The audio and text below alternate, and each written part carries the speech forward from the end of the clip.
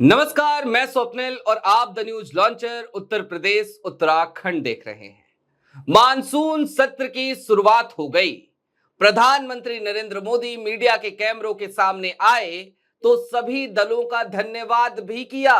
बताया कि ऑपरेशन सिंदूर के दौरान कैसे तमाम राजनीतिक दल राजनीतिक प्रतिद्वंदिता भुलाकर एक साथ आकर खड़े हो गए थे। बात इतर है कि प्रधानमंत्री नरेंद्र मोदी ये भूल गए कि जिस वक्त पे पहलगाम का हमला हुआ और पूरा देश एक साथ आ गया था, विपक्ष की तमाम पार्टियों ने सीधे तौर पर प्रधानमंत्री नरेंद्र मोदी को अपना समर्थन दे दिया था। उसी वक्त पे भारतीय जनता पार्टी का आईटी सेल क्या क्या गुल खिला रहा था। लेकिन इन सब से इतर आज की तारीख में मानसून सत्र की शुरुआत और शुरुआत के साथ ही उत्तर प्रदेश की आवाज, उत्तर प्रदेश की विपक्ष की आवाज का यदि जिक्र किया जाए तो जाहिर सी बात है फिर चर्चा होनी जरूरी है समाजवादी पार्टी की।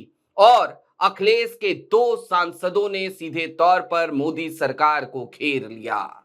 कौन है वो 2 सांसद, क्या कहा और आखिरकार आज पहले दिन ही ऐसा क्यों लगने लगा कि अब मानसून सत्र भी उसी तरीके के सत्र में परिवर्तित हो जाएगा जहां विपक्ष की आवाज को दबाया जाता है और सरकार सवालों से भागती हुई नजर आती है। सबसे पहले मैं चाहता हूं आपको एक बयान सुनाना।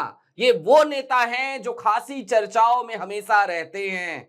ये वो नेता हैं, आपको याद होगा पहली वाली सिटिंग अरेंजमेंट में एक तरफ राहुल गांधी बैठा करते थे, दूसरी तरफ अखिलेश यादव, और बीच में इनको बिठा लिया करते थे और बताया करते थे देखो ट्रॉफी जीत कर लाए हैं, मंदिर तुमने बनाया था लेकिन मंदिर बनाने के बाद भी ट्रॉफी हमारे नाम रही। यानी कि समझ गए होंगे आप। देखिए एक बार बयान सुनिए क्या कहा। ट्रंप वाला सवाल और उस सवाल पर मोदी सरकार कैसे भाग रही है ये तो आपको पता ही है, सुनिए एक बार। की शुरुआत हो रही है, हाँ। किस तरीके की आपकी उम्मीदें हैं सेशन को लेकर? हैं तमाम मुद्दे देश के सामने हैं और उन मुद्दों पर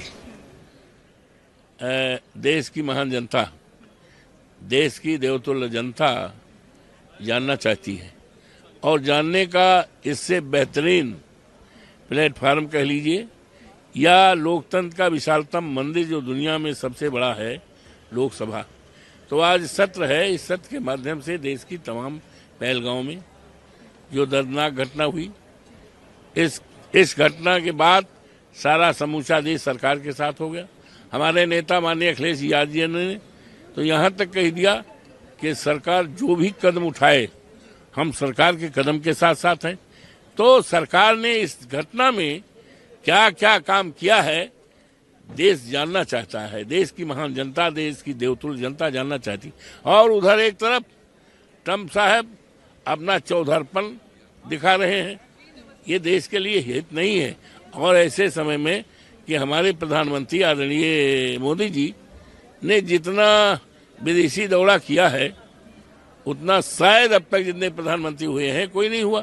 तो हमारा दुनिया के तमाम मुल्कों से रिश्ता क्या है, क्या रिश्ता है, इस घटना में कितने देश हमारे साथ रहे हैं, ये देश की महान जनता जानना चाहती है। तो सुना आपने अवधेश प्रसाद ने क्या कहा। सीधे तौर पे कहा कि पहलगाम में जो कुछ भी हुआ उसके बाद ऑपरेशन सिंदूर हुआ, देश बहुत कुछ जानना चाहता है। अब मैं आपको सीधे दूसरे बयान की तरफ ले जाना चाहता हूं और उसके बाद इन दोनों बयानों का विश्लेषण करेंगे और आज की तारीख में मानसून सत्र की शुरुआत के साथ ही प्रधानमंत्री नरेंद्र मोदी 1 मिनट के अंदर क्यों रफू चक्कर हो गए इसका भी जिक्र करेंगे। लेकिन अब जो बयान मैं आपको सुनाने जा रहा हूं वो बयान किसी और का नहीं बल्कि सपा प्रमुख अखिलेश यादव की धर्मपत्नी डिंपल यादव का है, सपा सांसद डिंपल यादव का। सुनिए वो क्या कह रही है। हमें ये बात नहीं भूलनी चाहिए कि बहुत सारे हमारे भारत के लोगों ने जान गंवाई है पहलगाम वाले इंसिडेंट्स में। और सबसे पहले तो जहां हमें श्रद्धांजलि देनी चाहिए और सभी परिवार वालों के साथ जहां हम खड़े हैं वही हम चाहते हैं कि पार्लियामेंट में डिस्कशन हो कि कहीं ना कहीं इंटेलिजेंस फेलियर जो हुआ है और जो इतनी सारी टूरिस्ट लोगों ने जो अपनी जान गंवाई है और जिसके भरोसे वो लोग गए थे जम्मू कश्मीर में जिस सरकार के भरोसे, तो कहीं ना कहीं सरकार जिम्मेदार है, उस पर डिस्कशन होना चाहिए। सुना आपने, डिंपल यादव ने भी सीधे तौर पे वही सारे सवाल किए, यानी कि आज की तारीख में जो मुद्दा जेरे बहस है वो मुद्दा है ऑपरेशन सिंदूर, वो मुद्दा है पहलगाम का हमला और इन सब से निकलते हुए जुड़ते हुए कुछ सवाल। मसलन पहला सवाल तो यही है कि पहलगाम का हमला हुआ, उसके बाद से वो तमाम पाक परस्त आतंकी कहां गायब हो गए और ये हमला हुआ तो हुआ क्यों? सुरक्षा चूक तो थी और इस सुरक्षा चूक की जिम्मेदारी भी अब जम्मू कश्मीर के एलजी ने यानी कि मनोज सिन्हा साहब ने ले ली है। लेकिन सरकार इस मुद्दे पर कैसे खुद को डिफेंड करेगी, क्योंकि डिफेंड करने के लिए कुछ है ही नहीं। आपको याद होगा जिस वक्त पे पहलगाम का हमला हुआ था उससे चंद दिनों पहले ही पहलगाम से कुछ किलोमीटर की दूरी पर भारतीय जनता पार्टी के सांसद या फिर के सीधे तौर पे कहा जाए तो प्रधानमंत्री नरेंद्र मोदी और गृह मंत्री अमित शाह के चहेते सांसद, बार बार कांग्रेस को तमाम बातों पे घेरने वाले सांसद, अपने ऊल जुलूल बयानों के लिए जाने वाले सांसद और योगी आदित्यनाथ पर कड़ी टिप्पणियां करने की वजह से इन दिनों खासी सुर्खियों में बने हुए सांसद निशिकांत दुबे अपनी शादी की सालगिरह मना रहे थे बहुत तगड़ी सुरक्षा व्यवस्था के बीच। तो एक तरफ सांसद के शादी की सालगिरह के अवसर पर इतनी तगड़ी सुरक्षा व्यवस्था थी, तो फिर आम लोगों के लिए क्यों नहीं थी? पहलगाम जहां पर हमेशा ही पर्यटन होता रहता है और इस सीजन में जिस वक्त पे हमला हुआ वहां पे पर्यटकों की तादाद अच्छी खासी होती है, तो सुरक्षा क्यों नहीं थी? एक बड़ा सवाल था। और एलजी साहब ने अपनी जिम्मेदारी तो कबूल ली, लेकिन जिम्मेदारी के बाद क्या होगा, जिम्मेदारी कबूलने के बाद क्या होगा, ये प्रश्न भी अभी तक जिंदा है। और इन सब से कहीं आगे अब आ जाइए ऑपरेशन सिंदूर तक, जो सरकार के लिए सरदर्द बना हुआ है।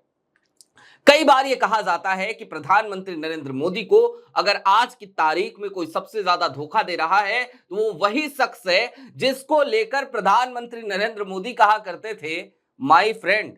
नाम आप अभी समझ जाएंगे। यानी कि याद होगा आपको, जिनके लिए विदेशी धरती पे जाकर भी प्रधानमंत्री नरेंद्र मोदी इलेक्शन कैंपेन कराए थे। समझ गए? नहीं समझे तो वो बयान याद कीजिए।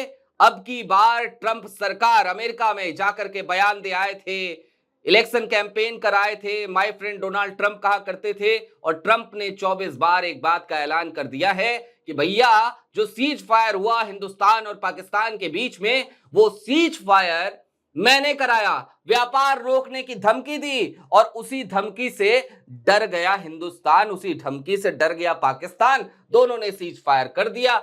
लेकिन पाकिस्तान डरा, ये बात हमें कबूल है। हिंदुस्तान डर गया पाकिस्तान से या अमेरिका से, ये हम कैसे कबूल कर ले?